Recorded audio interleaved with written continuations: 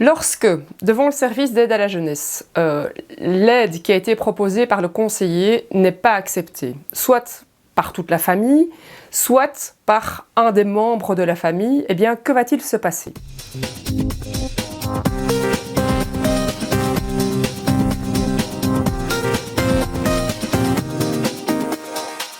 Dans le cas où on ne s'est pas mis d'accord devant le service d'aide à la jeunesse, eh bien, le conseiller va avoir plusieurs possibilités. Soit il va considérer que la situation ne revêt pas de l'ordre du danger et il va clôturer son dossier. L'autre possibilité, c'est qu'il maintienne ses inquiétudes et qu'il considère qu'il y a une situation de danger pour l'enfant. Et il va établir une note qui s'appelle une note de synthèse qu'il va adresser au procureur du roi. Si le procureur du roi considère que le jeune est dans une situation de danger, il va mettre en œuvre une procédure. Alors, ce qui est important de savoir, c'est qu'en communauté française, la situation est tout à fait différente de celle de Bruxelles. Pour Bruxelles, nous allons vous renvoyer vers les vidéos qui ont été consacrées au parcours du jeune en danger. Et moi, je vais vous parler de ce qu'il va se passer pour un jeune qui réside en communauté française. Le procureur du roi va envoyer une citation par l'intermédiaire d'un huissier au jeune qui aurait plus de 12 ans et à ses parents. Cette citation, ça va être un document dans lequel vous allez retrouver la date à laquelle on est convoqué, le lieu où l'on est convoqué et la disposition du décret qui vise l'état de danger. Vous ne trouverez toutefois pas dans cette citation les motifs pour lesquels il y a des inquiétudes dans la situation de l'enfant et ce qu'il sera indispensable de faire avant de se rendre à l'audience, c'est de consulter le dossier qui va se trouver au tribunal de la jeunesse pour avoir vraiment toutes les informations, toutes les inquiétudes du conseiller et les inquiétudes que le procureur du roi souhaite évoquer devant le juge lorsque l'audience aura lieu. Alors à cette audience, d'office, le jeune sera représenté par un avocat s'il a moins de 12 ans et assisté par un avocat s'il a plus de 12 ans. Les adultes, eux, sont convoqués et ont la liberté d'être assistés ou pas devant le tribunal de la jeunesse. Alors, le juge du tribunal de la jeunesse va donner la parole à l'audience au procureur du roi, qui va expliquer les inquiétudes et qui va matérialiser la situation de danger. Donc, est-ce qu'il y a l'absence de fréquentation scolaire? Est-ce qu'il y a un climat de violence à la maison? Est-ce qu'un suivi psychologique semble indispensable pour un des enfants et n'est pas mis en place? Donc, ces choses qui sont vraiment le concret de la vie de famille, qui sont source de l'inquiétude du procureur du roi. Et chacun va avoir la parole, donc chaque parent, l'enfant, assisté de son conseil s'il a plus de 12 ans, et ensuite le juge aura tous les éléments, écrits et oraux, et va prendre une décision dans un délai qui est en général de 2 semaines après l'audience qui aura eu lieu.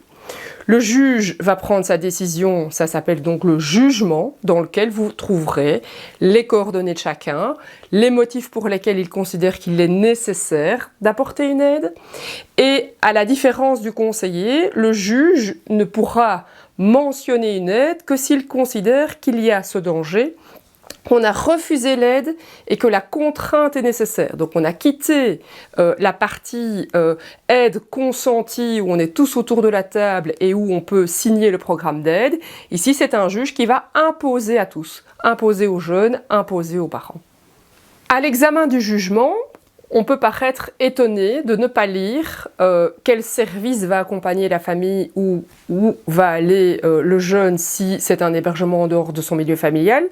En réalité, c'est parce que le juge va fixer un cadre. Il va se décider sur le type de mesure qu'il estime la plus protectrice du jeune, soit un hébergement hors du milieu familial, soit un accompagnement éducatif, soit sa mise en autonomie. Alors, en soi, l'hébergement hors du milieu familial, c'est le fait de ne plus vivre en famille. L'accompagnement éducatif, ça va être rester chez soi avec l'accompagnement d'un service d'aide et la mise en autonomie, en général, c'est lorsqu'il y a eu au préalable déjà un hébergement hors du milieu familial, on arrive rarement dans une mise en autonomie automatique. Alors, ce qu'il est important de savoir, c'est que le juge par priorité, va réfléchir à la possibilité que le jeune reste dans sa famille. Et donc il ne prendra une mesure d'hébergement en dehors du milieu familial que s'il y a des inquiétudes très importantes par rapport à la situation du jeune. Ce jugement, qui est le cadre, il va être adressé au directeur du service de protection de la jeunesse et c'est dans ce service que l'on va concrètement mettre en place le jugement et donc choisir le service qui va accompagner la famille ou le lieu dans lequel le jeune va se retrouver confié. Il faut être attentif au fait que si on n'est pas d'accord avec la décision du juge, il est fondamental d'avoir à l'esprit que le délai est de 30 jours à compter du jour où le juge a pris sa décision. Donc c'est la date qui est mentionnée dans le jugement qui va être le point de départ de ce délai et donc il faut être très rapide pour réagir si on n'est pas d'accord. Et si on n'est pas d'accord, que va-t-on faire? Eh bien, on peut déposer une requête d'appel, donc un acte dans lequel on va expliquer les raisons pour lesquelles on n'est pas d'accord et on doit se rendre au greffe pour effectuer cette démarche, soit seul, soit assisté par un conseil. Le service de protection de la jeunesse va réceptionner le jugement et va inviter les parents, le jeune et l'avocat du jeune à une première réunion qu'on appelle réunion de mise en œuvre du jugement. Ce sera l'occasion de faire connaissance tant du directeur ou de la directrice du service de protection de la jeunesse que du délégué ou de la déléguée qui va suivre la situation du jeune et de la famille. À cette occasion-là, le jugement va être lu, ce qu'il décide, donc est-ce que c'est un accompagnement éducatif, est-ce que c'est un hébergement hors du milieu familial, et on va également lire les raisons pour lesquelles le juge a pris sa décision, puisque c'est ce travail éducatif-là que le service de protection de la jeunesse va réaliser, c'est voir les difficultés, réfléchir aux potentialités qu'il y a dans la situation pour orienter ensuite vers le bon service, le bon lieu si c'est un hébergement hors du milieu familial, le bon service d'accompagnement si c'est cela qui a été décidé.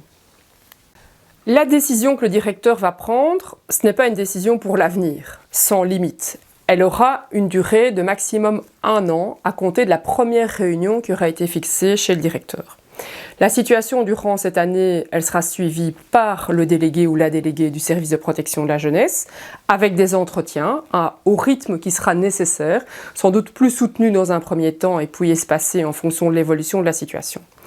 Si à l'échéance d'1 an, à compter de cette première réunion, la situation n'a pas suffisamment évolué, le directeur va rédiger une note qu'il va adresser au procureur du roi afin d'envisager de renouveler cette mesure pour une nouvelle durée d'1 année. Donc on reste dans des délais qui sont limités dans le temps et qui peuvent être renouvelés.